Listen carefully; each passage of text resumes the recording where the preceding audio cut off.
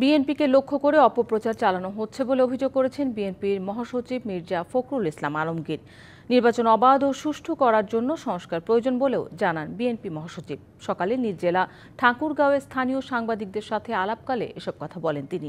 এদিকে ঢাকায় নয়াপল্টনে বিএনপির সিনিয়র যুগ্ম মহাসচিব রুহুল কবির রিজভী অভিযোগ করে বলেছেন, পরাজিত শক্তি নিউ ইয়র্ক টাইমসকে মিথ্যা তথ্য দিয়ে প্রতিবেদন করিয়েছে।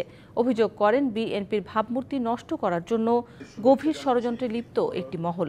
তিনি আরও বলেন, দ্রুত নির্বাচনের রোডম্যাপ ঘোষণা না করলে নানা ষড়যন্ত্র দানা বাঁধবে।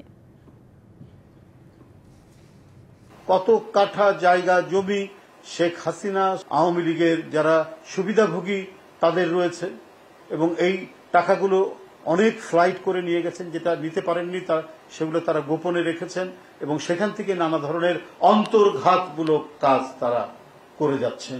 আর যারা এসছেন সংস্কারে, খুব জ্ঞানী মানুষ, পণ্ডিত লোক, বিশাল বিশাল ইউনিভার্সিটি থেকে ডিগ্রি করে এসছেন, তারা দিচ্ছে, তাদেরকে আমরা শ্রদ্ধা করি, সম্মানও করি। কিন্তু তারা যদি জনগণের বাইরে গিয়ে কিছু করেন, সরি টু সে, আমরা সেটাকে সমর্থন করতে পারবো না। জনগণ যেটা চাইবে আমরা সেটাই সমর্থন করব।